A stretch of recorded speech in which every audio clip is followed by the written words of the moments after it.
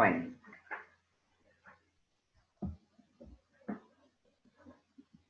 With this logical reasoning के next topic के sitting arrangement.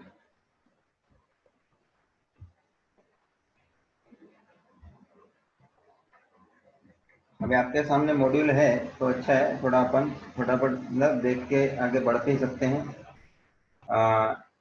देखो नॉर्मली सा अपने को अरेंजमेंट की बात आती है तो वो परम्यूटेशन कॉम्बिनेशन परम्यूटेशन का याद आ सकता है, लेकिन वहाँ अपना मैथमेटिकल एस्पेक्ट अलग होता था। उसमें हम लोग परम्यूटेशन कितने हो सकते हैं वो ढूंढते थे। यहाँ हम सिटिंग अरेंजमेंट के पॉइंट ऑफ व्यू अरेंजमेंट को लेके कौन कौन से पोजीशन पे रहेगा उस तरह से रिलेटिवली पोजीशन नक्की करके लेते हैं, और कुछ भी क्वेश्चन उसपे से आपको पूछ सकते हैं कि भाई तो फिर इसका पोजीशन कहाँ हुआ वो बताओ। बहुत सारे अपने को कंडीशन देंगे, ये इसके इधर बैठा है, ये इसके राइट में बैठा है, ये है ना, ऐसा वैसा बहुत सारा स्टोरी करेंगे। और finally they will ask you कि भाई तो फिर बताइए ये बंदे का पोजीशन वो बंदे से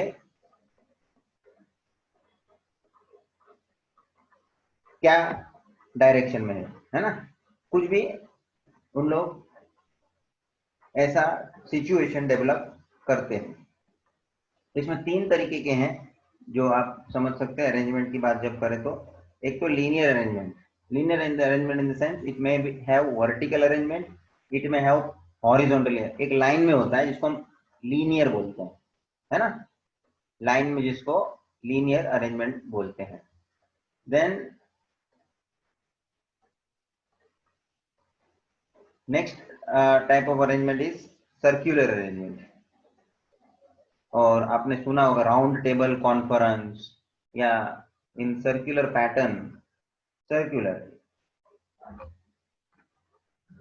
सर्कल के पॉइंट ऑफ व्यू डायरेक्शन उस तरह से हम लोगों का राउंड शेप में अरेंजमेंट होता है। Next is polygon arrangements. ठीक है, polygon arrangement in the sense कि उसमें एक प्रकार से आपको नक्की किया रहेगा कि कितने पोजीशंस वगैरह हैं। पॉलीगॉन तभी वो एंगल के कारण बन जाता है, ठीक है। तो इन लोगों ने भी एक जनरल इंस्ट्रक्शन दिया है before you solve example relating to sitting arrangement.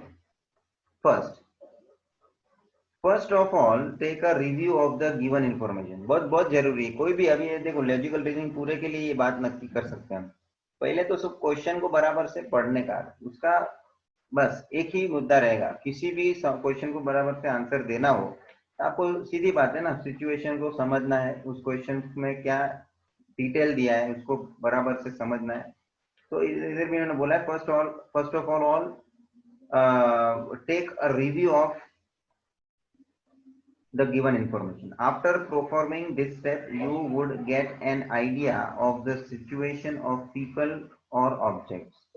तो ये आइडिया आएगा ना कितने लोग हैं, कौन से पोजीशन का हिसाब उन्होंने दिया हुआ है, किसको किधर बैठाने के लिए बोल रहे हैं, बहुत जरूरी है।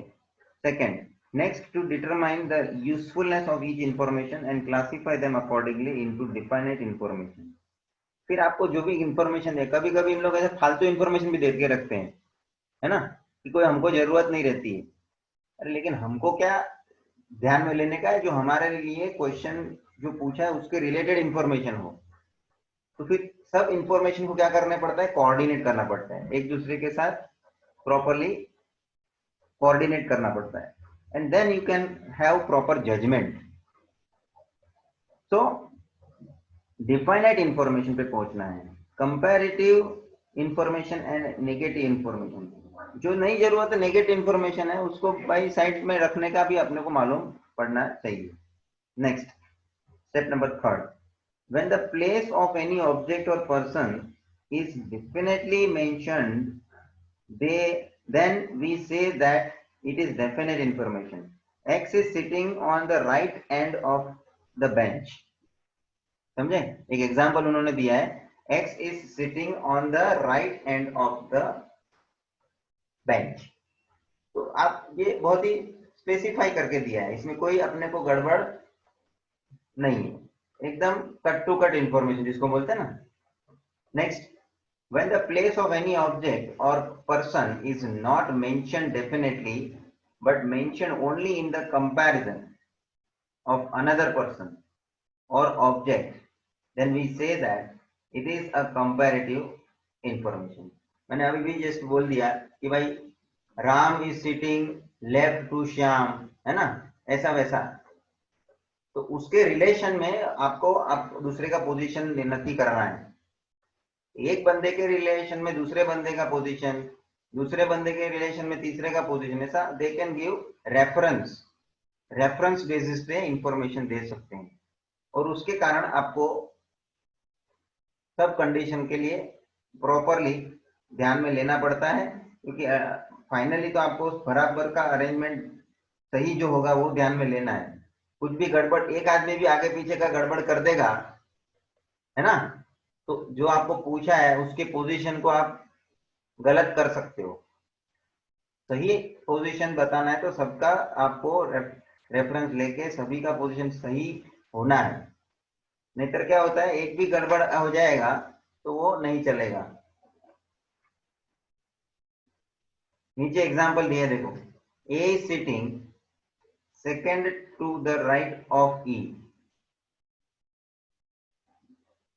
सोचना पड़ता है ऐसे ही एक वाक्य भले हो लेकिन इसमें अपने को वो कंडीशन वगैरह ध्यान में लेना पड़ता है। A sitting second to the right of E, तो ई किधर है, उसके राइट में सेकंड पोजीशन बताओ, उधर वो ए बैठा है। समझ में आ रहा है? ये आपको ड्रॉ करके लेना या आपको डेमोन्स्ट्रेट करके दिखाना जरूरी रहेगा पेपर पे, नहीं तो ऐसा इमेजिनरी नहीं हो सकता है ना। तो प्रैक्टिकली इसमें आपको बता के दिखा के अपने को ध्यान में लेना पड़ता है। This type of information can be helpful when we can get the definite information about E. चलिए next, fifth, a part of definite information may consist of negative information. A negative information does not tell you anything definitely but gives an idea to eliminate a possibility. हाँ, कुछ information ऐसी है जो हमको answer ढूंढने में indirectly मदद में आती है, डायरेक्टली नहीं। तो वो ऐसा भी इंफॉर्मेशन उन लोग देके क्वेश्चन को बढ़ा चढ़ा सकते हैं। जैसे एग्जांपल नीचे दिया देखो, C is not sitting on the immediate left of A. C is not sitting immediate left of A. तो नहीं बैठा है तो नहीं बैठा है ना, मैं ताजमहल नहीं गया हूं तो मैं अभी यहां बैठा हूं ना, तो ये इंफॉर्मेशन बोल के क्या मतलब है? मैं अभी घर पे नहीं बैठा हूं तो क्लासरूम में बैठा हूं, तो नहीं बैठा उसकी इंफॉर्मेशन की क्या यहाँ मायने रखेगी ना बात। लेकिन हाँ, एक पॉसिबिलिटी इससे अपने को ये समझ में आती है कि जो नहीं है उस पॉसिबिलिटी को कंफर्म करता है, इसको बोलते हैं हम negative information. So negative information at certain extent it is beneficial, but it is not whole and soul information to reach to the answer. Complete information के तौर पे हम नहीं इसको गिन सकते। Negative information is such we can reject any possibility. Fine. अब ये इतनी गाइडलाइंस को अपने को ध्यान में रखते हुए आगे बढ़ने की कोशिश करनी पड़ेगी। जो भी क्वेश्चन होगा अपन को कंफ्यूज नहीं होना है, लेकिन जितना बने उतना क्लियर रखेंगे इंफॉर्मेशन तो अपन अपना अरेंजमेंट को प्रॉपरली बता पाएंगे और जो भी क्वेश्चन पूछा है उसका बराबर से आंसर दे पाएंगे। नाउ लीनियर अरेंजमेंट के बारे में नीचे दिया हुआ है डिटेल। फर्स्ट टाइप का arrangement, in this type of arrangement we arrange objects और पर्सन इन लीनियर और रॉ, लाइन और रॉ। अभी वो मैंने बोला ना हॉरिजॉन्टल हो या vertical. Arrangement is done only on the axis and hence the position of persons or objects assumes importance in terms of order like positions. तो जब वो हम हॉरिजॉन्टल और वर्टिकल के आधार पे अरेंजमेंट का देखते हैं तो उसका ऑर्डर बहुत इंपॉर्टेंट हो जाता है, मायने रखता है।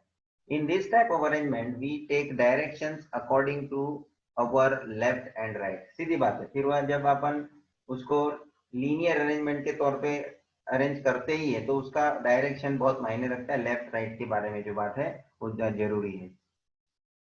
Steps to solve the linear arrangement, identify the number of objects and their names.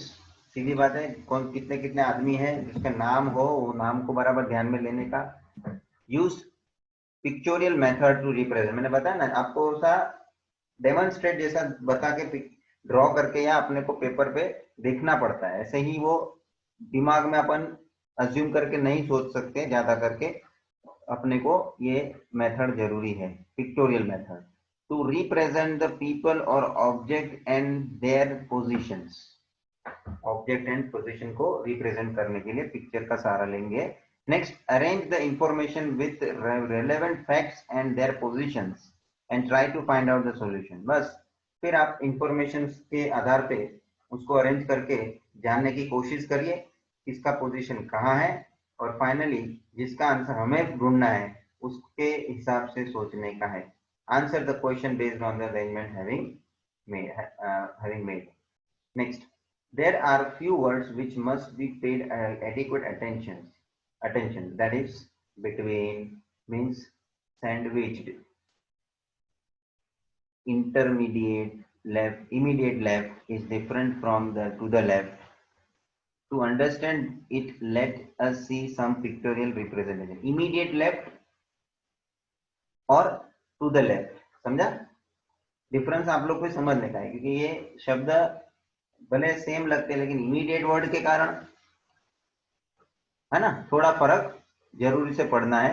वहां पे भी बिटवीन बोला है, सैंडविच बोला है, सब टर्म्स इस तरह से लिख के हम लोग अपने को कंफ्यूज करते हैं कि भाई सैंडविच क्या होगा, ऐसा मतलब समझता है ना सैंडविच क्या होता है।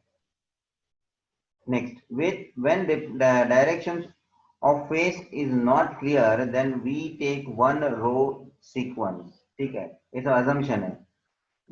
ए सिचुएशन ऐसा नीचे दिया है देखो, when direction of face is not clear then we take based on diagram will be as follows। Left right और जो भी अरेंजमेंट जिसका भी है वो दिया है देखो, नीचे हम लोगों ने कुछ इंटरप्रिटेशन दिए हैं। ये समझने के लिए मैं इसलिए रीड कर रहा हूँ क्योंकि ये हमारे कभी डे टू डे लाइफ में हमने बोला नहीं रहता है, तो हमको इसका जजमेंट ज्यादा जल्दी से नहीं आ सकता है, होता है। हाँ, कुछ भाषा ऐसी है जो रेगुलर हम लाइफ में यूज करते हैं तो हमको तुरंत पता चल सकता है, क्योंकि ये सब हमारा कोई, हम लोग डेली लाइफ में तो यूज करने के लिए ये सब नहीं कर रहे हैं। हमारा लॉजिक डेवलप हो, हमारे एक लॉजिकल सेंस डेवलप हो, इसलिए इस तरह का हम इसको बोलते हैं ना हाइपोथेटिकल सिचुएशन। हाइपोथेटिकल मतलब एक हम बनाई हुई, हमने खुद ने निर्माण की हुई सिचुएशन है। ये कोई नेचुरल सिचुएशन नहीं होता कि इतना सारे लोग आप अरेंजमेंट के लिए आप रोज ऐसा बैठते हो। हैं, रोज ऐसा कोई बैठता है क्या अरेंज करके अपने आप को? अरे सर जो मिला वो बैठ जाओ ना, है ना।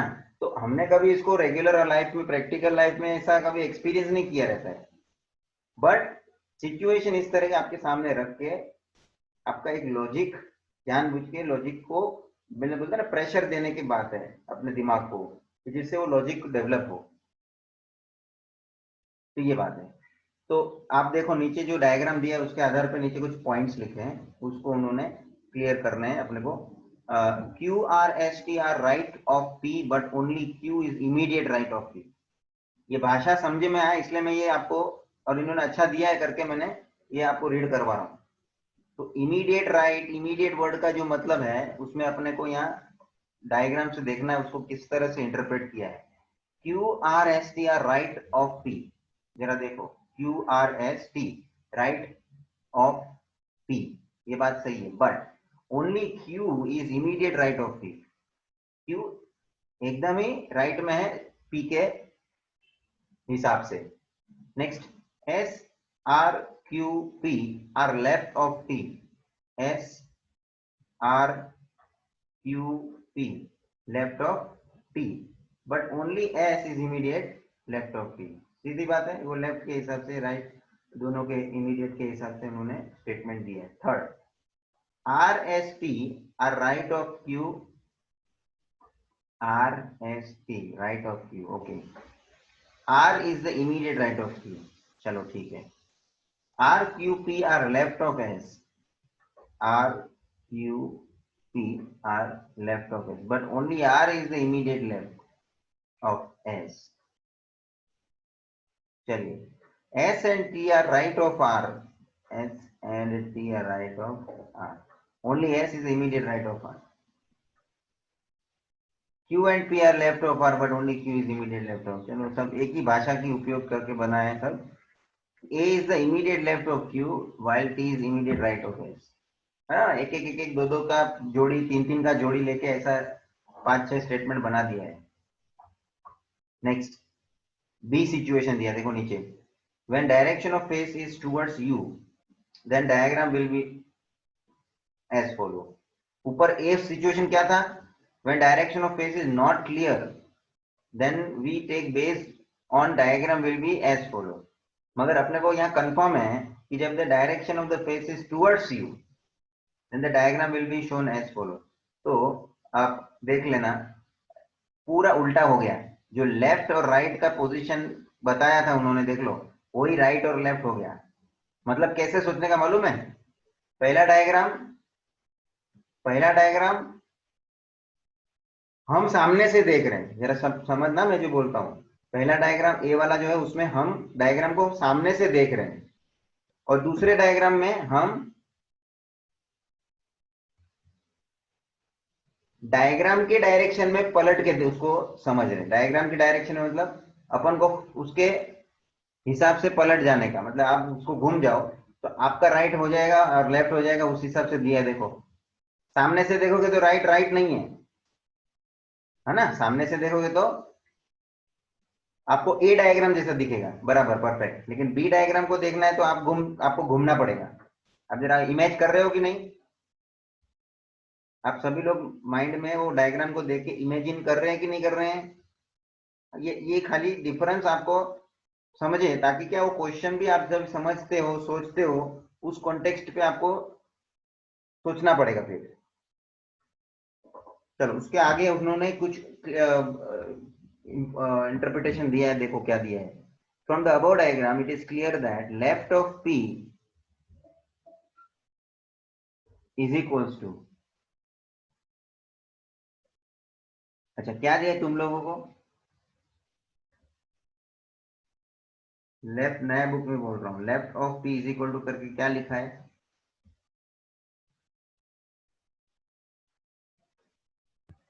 Q, R, S and T. हाँ, बस जूने बुक में वो है ना, क्यू नहीं छपा है, इसलिए जरा मैं भी कंफर्म कर रहा था. It is now Q. और मैंने बोला ना भाई, वो करेक्शन वाला पेपर से भी आप देख सकते हो, उन्होंने वो नेट पे उनके वेबसाइट पे रखा ही है ना. चलो, सेकंड क्या है? Right of T is equal to S R Q P. Right of T is equal to, right of T बोलता है, हाँ, एस आर क्यू पी, बराबर. यू ये करो, हाँ, ऑब्जर्व करो ये डायग्राम में भी. Then Q is immediate left of P.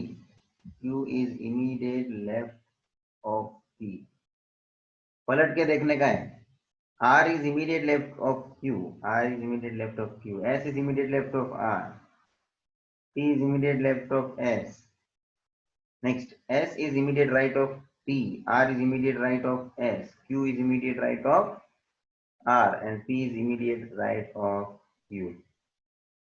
खत्म हो गया. चलिए, नेक्स्ट सिचुएशन देखो. अच्छा है. Two row sequence in the sense, उसमें आपको ऐसा दो रो के हिसाब से अरेंजमेंट करके दिया रहता है. देखो सिचुएशन क्या है. Let us see 6 person sitting in a row in 2 rows. आपको दिया डायग्राम, उसके हिसाब से ए बी सी ए पहले रो में है, दूसरे 3 लोग डी ई एफ दूसरे रो में है. From the above diagram it is clear that 1 A is sitting opposite to D.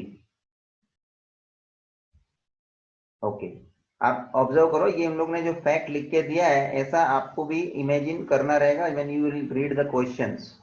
आप ये थोड़ा अपने को नया भी लगता है और अच्छा भी है कि अपने को थोड़ा अपना सोच एक दूसरे डायरेक्शन में डेवलप होता है. ये खाली अपना क्या वो मैथ्स का और स्टैटिस्टिक्स का वो हिसाब नहीं है सिर्फ इसमें. ये पूरा एक नया ही आप लोगों को एनवायरनमेंट मिलता है समझने में. Next is B is sitting opposite E, C is sitting opposite F. आप और आप ऐसा भी बोल सकते हैं A and D are opposite to each other, ऐसा भी हम स्टेटमेंट बोल सकते हैं। Next fourth, D and C are sitting at diagonally opposite position. कौन सा? डी एंड सी दिखता है बराबर। S and R sitting diagonally opposite position. अभी एक बात मैं तुमको बता दूं, अपन स्टेटमेंट पढ़ते हुए डायग्राम को देख रहे हैं ना, क्योंकि डायग्राम रेडीमेड बना हुआ है। मेरा रिक्वेस्ट तुमको ये रहेगा, आप डायग्राम नहीं है इस तरह से सोचो, और तुमको खाली स्टेटमेंट दिया है और तुम ध्यान से स्टेटमेंट की मदद से डायग्राम बना के बताओ। समझ में आ रहा है मैं क्या बोल रहा हूँ? अभी तो क्या फिलहाल डायग्राम तुम्हारे सामने है तो तुम्हारी समझदारी फटाफट क्रिएट हो रही है, बट आप सोच लो जो आपके सामने डायग्राम नहीं है, खाली स्टेटमेंट्स दिए हुए हैं, तो स्टेटमेंट्स के मदद से आप डायग्राम को जनरेट कर सकते हो कि नहीं? बराबर, वो माइंडसेट डेवलप करने का जरूरत है, क्योंकि अपन को उन लोग स्टेटमेंट वगैरह खाली दे देंगे, अपन उस सिचुएशन को डायग्राम से या अपन ड्रॉ करके बनाने का है और फिर देखने का उन्होंने क्या पूछा है। तो हम डायग्राम परफेक्ट जो बना लेंगे तो जो भी पूछा है उन्होंने उसका हम परफेक्ट आंसर दे सकते हैं।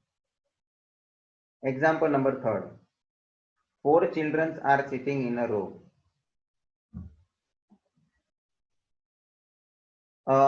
A is occupying seat next to B, but not next to C. सोचने का है, A is occupying seat next to B, but not next to C.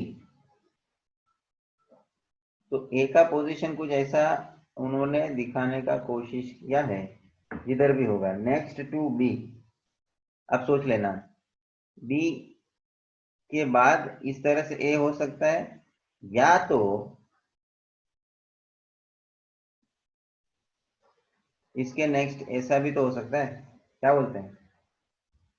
अभी तो इतना मैं बोलता हूं, दोनों पॉसिबिलिटी हो सकती है। नेक्स्ट टू का मतलब, अब आगे देखो, बट नॉट नेक्स्ट टू सी।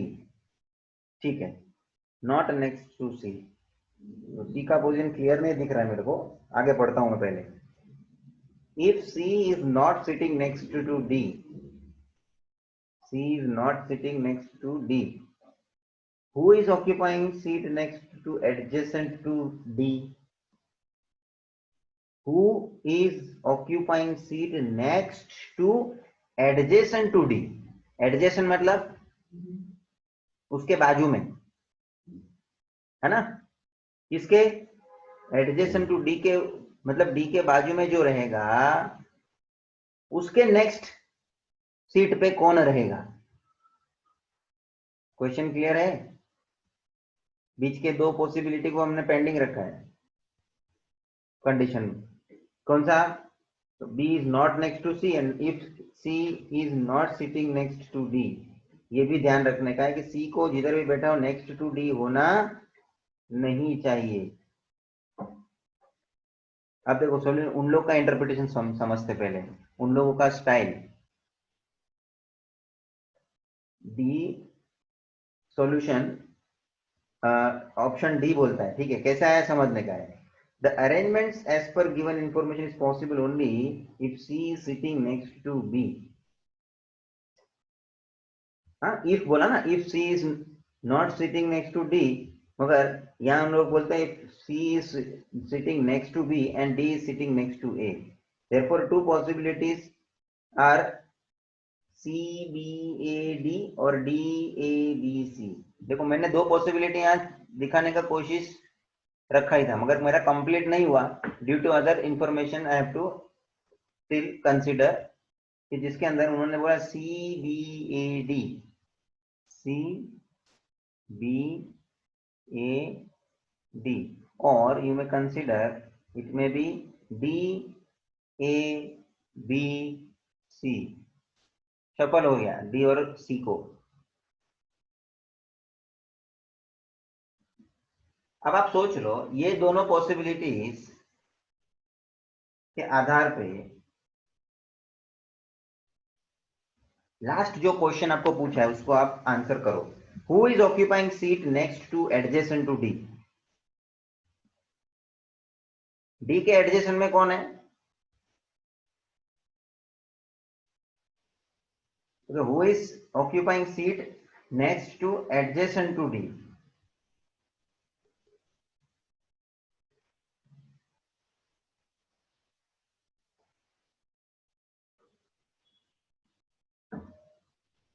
आपको ऑप्शन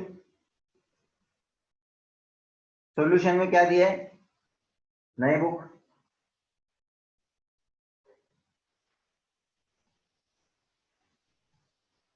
ए। हाँ, मेरे को इधर डी दिया है, गलत छाप रहे हैं इन लोग। लास्ट ईयर वाले तो क्या पढ़ के गए हैं इन लोगों को ही मालूम है। ये मिस्टेक के कारण बोल रहा हूँ। ऑप्शन ए है एक्चुअली, जो गलत छपा है ओल्ड बुक में, डी ऑप्शन है वो गलत है। Because you can now notify that how it is possible. Answer है B.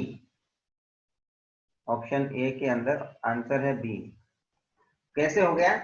Who is seating, who is occupying seat next to adjacent to D? तो एडजेसेंट टू डी मतलब A, और उसके नेक्स्ट मिलेगा तो बी। एडजेसेंट टू डी मिलेगा तो ए, और उसके नेक्स्ट मतलब सर सॉल्यूशन में only A is sitting adjacent to D बोला है।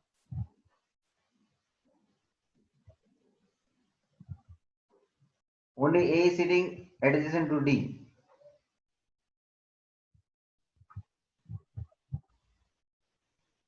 हाँ, मगर क्वेश्चन किसका पूछा है? नेक्स्ट बोला ना, नेक्स्ट वर्ड बोला ना। अपने को आंसर दे जो देने का है उसमें वर्ड नेक्स्ट भी तो इंक्लूड करने का है। हमारा क्वेश्चन क्या है? Who is occupying seat next to adjacent to D, खाली एडजेसेंट टू डी नहीं, खाली एडजेसेंट टू डी नहीं। तो एडजेसेंट टू डी मतलब ए। अच्छा, अब दूसरा पॉसिबिलिटी देखो। एडजेसेंट टू डी, यहाँ पे भी तो ए ही है। डी के बाजू में कौन है और उसके नेक्स्ट कौन है? तो लास्ट आंसर क्या आया मेरा? इधर भी बी, इधर भी बी। यस और नो? तो उन्होंने जो वर्ड यूज किया ना, तो only A sitting adjacent to D, ये दोनों पॉसिबिलिटी में कंफर्म होता है कि नहीं? यस और नो एवरीवन? यस। हाँ, तो ए सिटिंग एडजेसेंट टू डी, ये बात दोनों में सेटिस्फाई है। मगर अपने को तो उसका नेक्स्ट भी पूछा है, तो उसके नेक्स्ट में कौन है? तो B.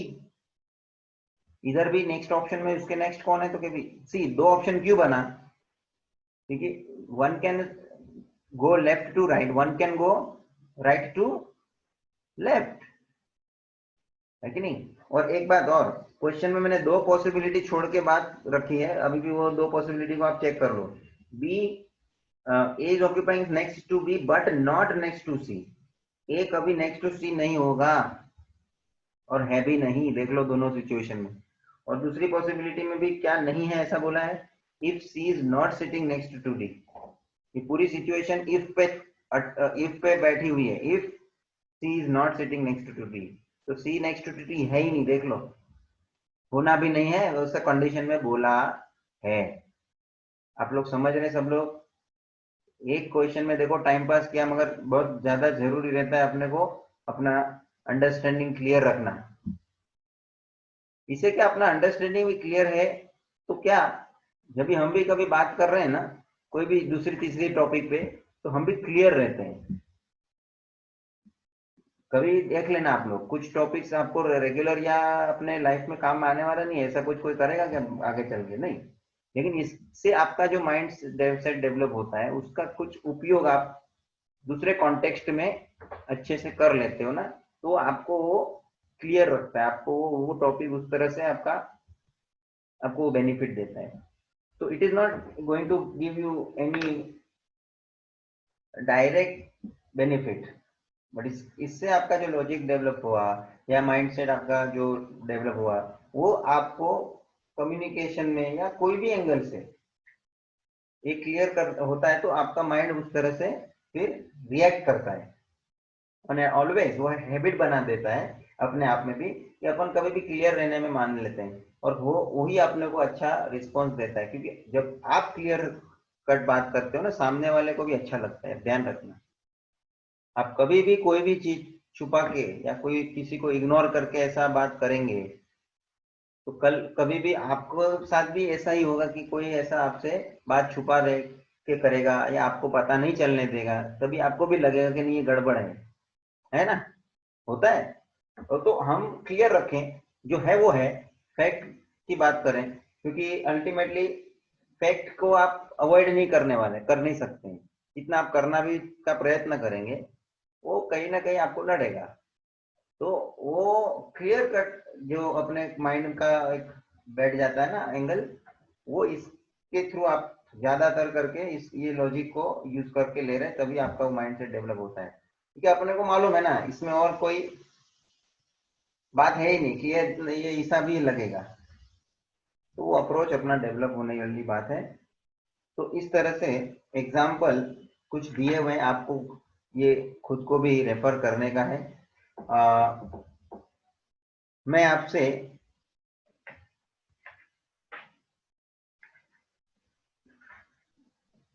Next fourth fifth six examples जो दिए ना, 8 तक दिए हैं, 8 तक आप एग्जाम्पल जरा रेफर करो। I am giving you 15 minutes, जो होता है उसको टिक कर लेना, बराबर मालूम पड़ गया करके, और उन लोग का एक्सप्लेनेशन भी पढ़ना। हाँ, I am giving 15 minutes, mean while you finish this example, total 8 examples given.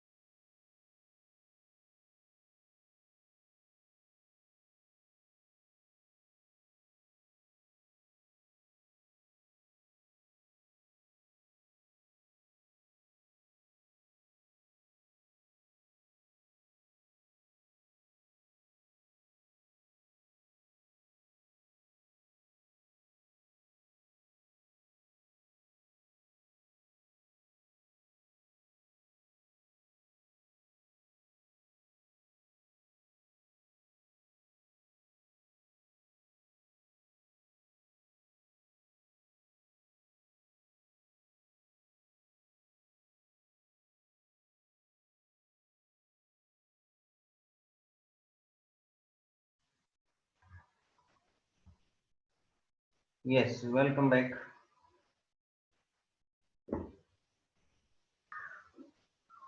चलिए, ये सब एग्जांपल देखा क्या आप लोग? हाँ, बस सब तरह के का अपने को इसमें इन लोगों ने जिस तरह के कंडीशंस दिए उसको समझने का है, इसलिए मैंने खास आपको 8 एग्जांपल, कितने टोटल 8 है ना? अच्छा, इधर एग्जांपल 9 भी है। चलो ठीक है, मगर उसका पहले उस मेरे को सर्कुलर अरेंजमेंट को रीड करना है। आइए, 8 एग्जांपल के बाद उन्होंने दिया है सर्कुलर अरेंजमेंट। ये दिखता है आपको एक डायग्राम सर्कुलर अरेंजमेंट का। Some persons are sitting around a circle and they are facing the centre. बस एक खास कॉमन सी बात ध्यान रखना, सर्कुलर अरेंजमेंट में जब भी जहां भी लोग बैठे हैं उनका facing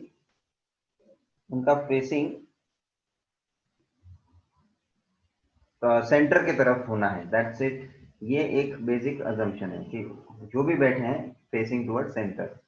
first, left movement is called clockwise rotation, right movement is called anti clockwise rotation.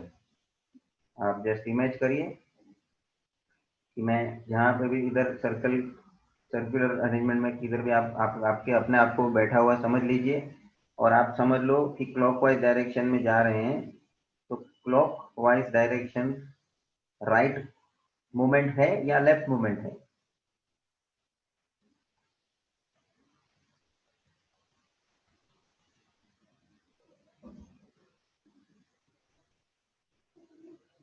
That is left movement. समझ में आ रहा है ना आपको? आप आपके अपने आप को किधर भी एक पोजीशन पे बैठा हुआ मान के समझ के आंसर दीजिए कि समझो आप कोई भी एक पोजीशन पे बैठे हुए सर्कुलर अरेंजमेंट में, और आप क्लॉक कैसे घूमता है, तो क्लॉक घूमने के लिए लेफ्ट आपको ऐसा डायरेक्शन मिलेगा और right is anti clock. Next, the above presentation is for 4 persons, but for any number of persons the direction is taken in the same manner। ठीक है ना? जरूरी नहीं है कि 4 आदमी ही हम दिखाते हैं ऐसे, ये तो एक एग्जांपल के तौर पे लिखा हुआ है, ड्रॉ किया हुआ है। बाकी उससे ज्यादा भी आदमी रहेंगे सर्कुलर अरेंजमेंट में तो भी उन लोगों का डायरेक्शन का हिसाब वैसा ही रहेगा। Next, for rectangular and sequence arrangement, directions are taken as discussed in two rows sequence। जैसे रो सीक्वेंस, रो के अंदर हमने देखा वो उस हिसाब से, और रेक्टेंगुलर एंड सीक्वेंस अरेंजमेंट मतलब लीनियर। अभी देखो उन लोगों ने इस point of view, circular arrangement के पॉइंट ऑफ व्यू क्वेश्चन दिया हुआ example number 9। Question 1 2 3, study the following questions carefully and answer the given direction given questions. For ladies for ladies and A, B, C and D, and for gentlemen E, F, G and H।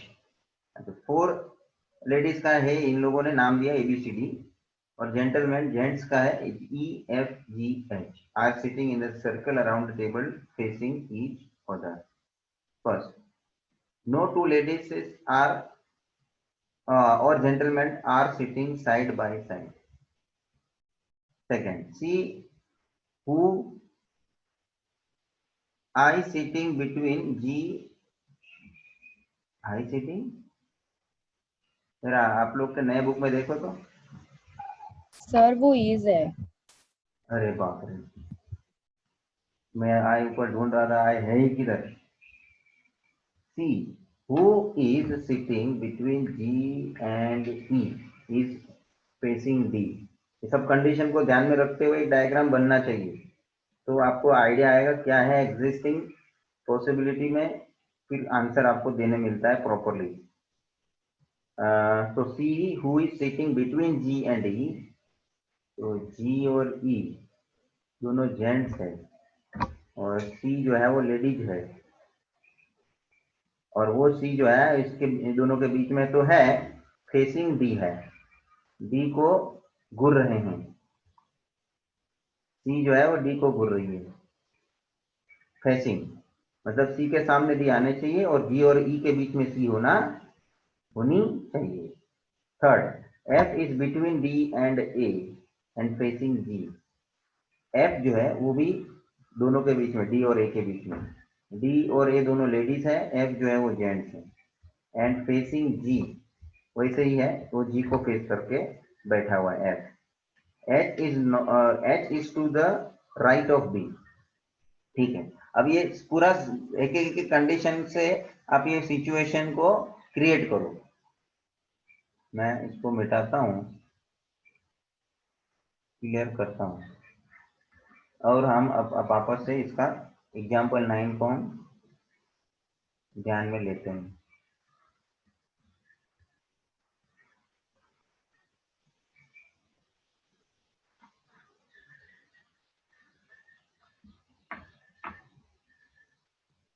C between GE,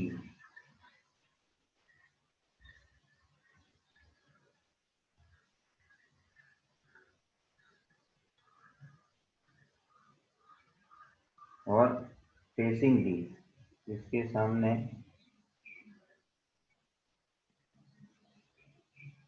D के सामने। देखो changes हो सकता है। F is between D and A।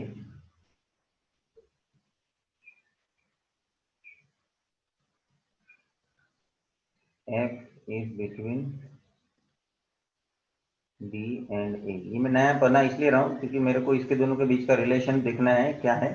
ये दोनों diagram जाके भाई एक ही हो जाने वाले हैं, don't worry, but I am showing it differently and facing G। तो F के सामने G है, इसी तरह से।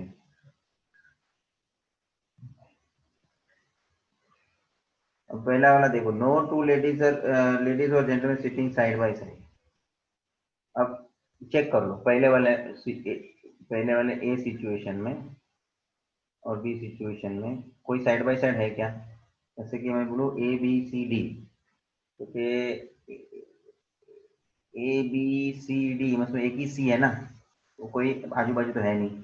और ई एफ जी एच भी साइड बाय साइड नहीं है, उसके बीच में सी आ गया है, देखो। अच्छा, पहला कंडीशन हो गया, दूसरा कंडीशन चेक हो गया, तीसरा हो गया कंसिडर, चौथा H is to right of B. H जो है वो बी के राइट में है। अब बी कहाँ है ये तो हम नहीं पता कर रहे हैं।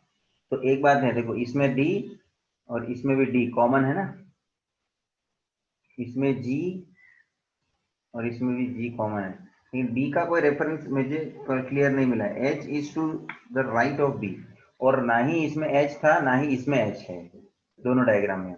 एच और बी जो है उन लोगों का रेफरेंस इन लोगों ने अलग से दिया है फोर्थ कंडीशन में। H is to right of B, तो एच मैं किधर दिखाऊं जो राइट ऑफ बी में हो।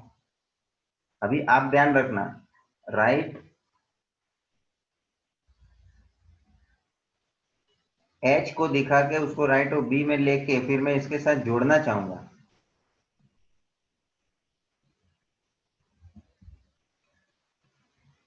आई wanted to combine this to.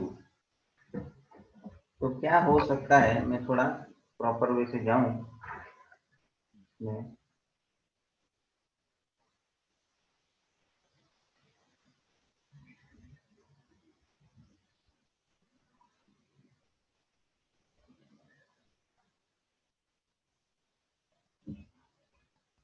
बराबर से लिख सकूं।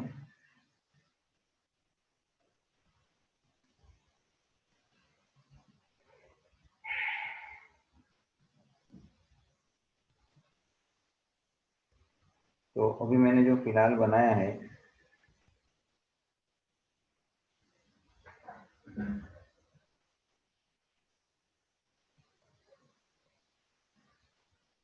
जी और ई के बीच में सी और फेसिंग डी है।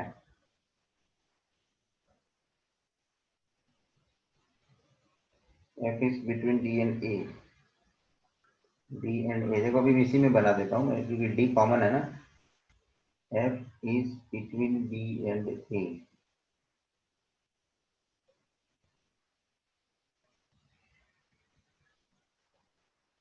ये लो, एफ जो है वो डी और ए के बीच में हो गया, और फेसिंग टुवर्ड्स क्या बोलता है भाई, जी। ये देखो जी के फेसिंग में आ गया, और ऊपर वाले में सी जो है फेसिंग टुवर्ड डी आ गया था। भाई बराबर चल रहे हैं हम। H is to right of D. अब आप एच को ये देखो मैंने इस तरह से लिया, ये ध्यान रखो दोनों को, ये पूरा सर्कुलर पैटर्न में बन गया। H is right of B, है ना, H is right of B। अब आपको मैं प्रश्न करता हूं, ये H इधर और B इधर लेता तो क्या फर्क पड़ जाता? दो लेडीज साथ में हो जाती, बी और डी। कौन साथ में हो जाते हैं? बी और डी। बी और डी साथ में हो जाते हैं, राइट। तो बी और डी में क्या ये है तो कि दोनों लेडीज, सॉरी दोनों, हाँ दोनों लेडीज साथ में आ जाती, सही है। तो ये पॉइंट आ गया। तो नाउ फिर नेक्स्ट पेज पे आपको ड्रॉ किया हुआ है A F D H B G C E, हमारा ऐसा आया है। अब हम उसके क्वेश्चंस के उत्तर देते हैं। Who is sitting left of A? A के लेफ्ट में कौन है? अभी एक बात है, तुम थोड़ा इसमें कम क्लियर करो तो उन लोगों का डायग्राम में अपन जो बनाया हुआ है उसके हिसाब से ऐसा है, A F D H B G C और ई। फर्क क्या हुआ? अभी अपन ने जो थियरी पढ़ा था उसके हिसाब से मैं थोड़ा बात करूं, क्योंकि जब भी कोई सर्कुलर पैटर्न में बैठा है, उन्होंने उधर लिखा हुआ है स्टार्टिंग में जब हमने पढ़ा, तो उन्होंने लिखा है कि जब भी कोई बैठा है तो वो सेंटर को फेस करके बैठा है। अब जबकि वो सेंटर को फेस करके बैठा है इस तरह के फेसिंग पे, तो उसका राइट ये होगा और लेफ्ट ये होगा, ये लेफ्ट है और राइट है। फॉर इंस्टेंस ये मैं खाली एफ के लिए बता रहा हूँ, एफ का राइट क्यों वही राइट बना, समझ रहे मैंने क्या बोलने का मतलब है? Because he is sitting facing to towards centre, और सेंटर को जब फेस करके बैठे हैं हम, तो सीधी बात है राइट साइड वो ए डायरेक्शन, ए बैठा है वो डायरेक्शन है, और लेफ्ट साइड में जो डी बैठा है वो डायरेक्शन है। आप समझ रहे सब लोग? छोटी छोटी बातें लेकिन बहुत जरूरी है। दूसरी बात इससे एक बात और तुम वेरीफाई कर सकते हो। व्हेन आई से एफ के लेफ्ट डायरेक्शन में डी है, तो लेफ्ट डायरेक्शन जब आएगा तब उसको हम बोलते हैं it is clockwise direction, yes और नो? तो ये भी उससे प्रूव हो जाता है, because this is left direction and which is also verifying that it is a clockwise direction.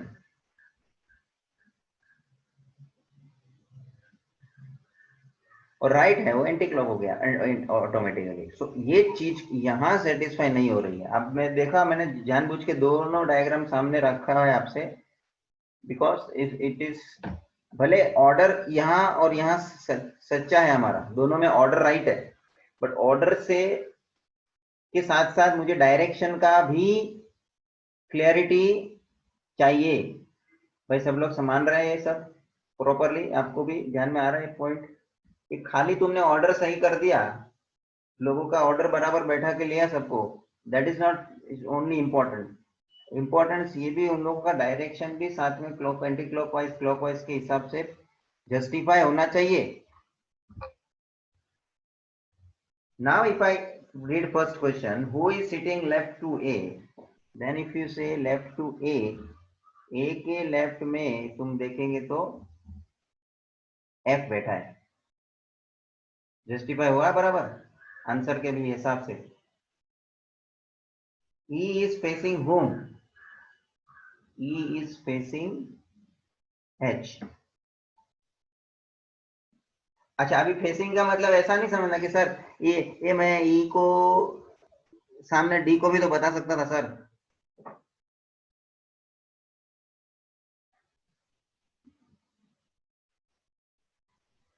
Argument समझ रहे हैं मेरी?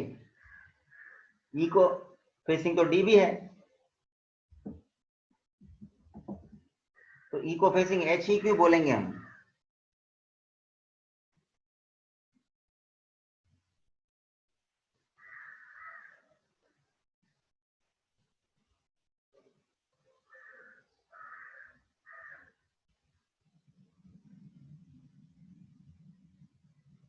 आप समझ रहे हैं मैं क्या बोलना चाहता हूं?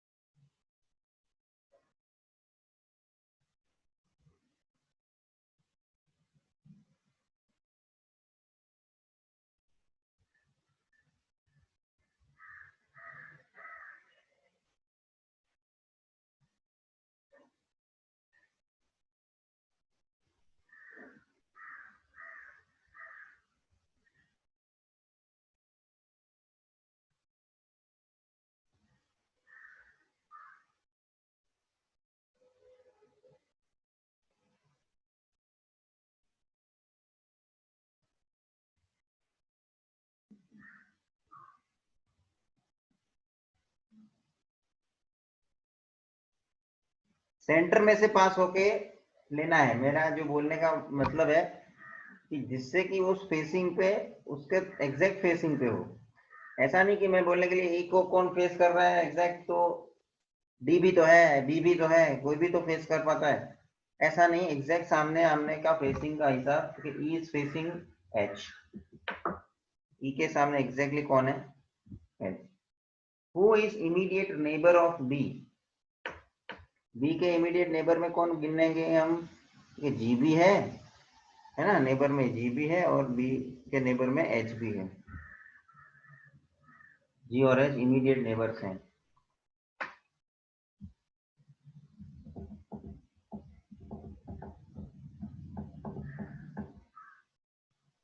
तो जी के सामने एफ फेसिंग है, अब आप सबका फेसिंग समझ लेना। बी के सामने ए फेसिंग है, मेरा देख लो मेरा। एच के सामने ई फेसिंग है, डी के सामने सी फेसिंग है।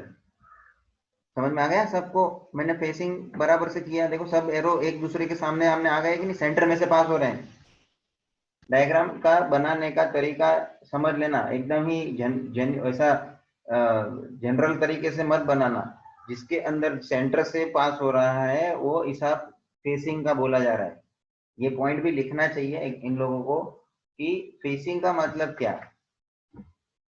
If two persons are facing each other, it means the line should be passing through center, centre से वो पास होना चाहिए, तब वो फेसिंग का डेफिनेशन यहाँ इन लोगों ने जो लिया है वो प्रॉपर जस्टिफाई होता है। अब छोटे छोटे पॉइंट्स को बराबर ध्यान में ले रहे हैं ना, तो ये है उसके बेसिस पे तीनों के आंसर्स। एग्जाम्पल्स को भी बराबर थोरली आप करेंगे ना तो बहुत अपने को इसमें से आइडिया मिलता है। अब आपको मैं होमवर्क में इसके आगे के जो सोल्ड एग्जाम्पल है वो करने को देता हूँ। क्वेश्चन नंबर 10, एग्जाम्पल नंबर 10, 11 और 12, उसमें सब क्वेश्चंस हैं, मगर मेन क्वेश्चन जो है, सिचुएशन जो है वो समझने का आपके ऊपर मेन इंपॉर्टेंस है। एक बार डायग्राम परफेक्ट बनाना। देखो मैंने ये डायग्राम को क्यों क्रॉस कर दिया, आप बोलेंगे सर सब लोगों का पोजीशन तो आपने बराबर लिया हुआ है लेकिन ऑर्डर इज नॉट सेटिस्फाइंग, जो क्लॉकवाइज एंटी क्लॉकवाइज का हिसाब। फाइन, तो ये भी जरूरी है, वो फेसिंग वाला हिसाब भी आमने सामने दिखने के लिए वो सेंटर में से पास होने वाला थोड़ा दिखना चाहिए आपका डायग्राम। एकदम ही रफली मत बनाओ, थोड़ा परफेक्टली बनाओ जिससे कि वो सब जजमेंट रहे। और इसके नीचे जितने भी आंसर दिए वो आपको फिर उसके ऊपर से ही उसके जवाब देने, इसलिए जो परफेक्ट रहेगा डायग्राम तो आप प्रॉपर आंसर मिल पाएगा आपको। ठीक है, तो जरा ट्राई करना, इसके ऊपर कुछ ऐसा कंफ्यूजन रहता है तो अपन बात करेंगे definitely. Tomorrow we will continue.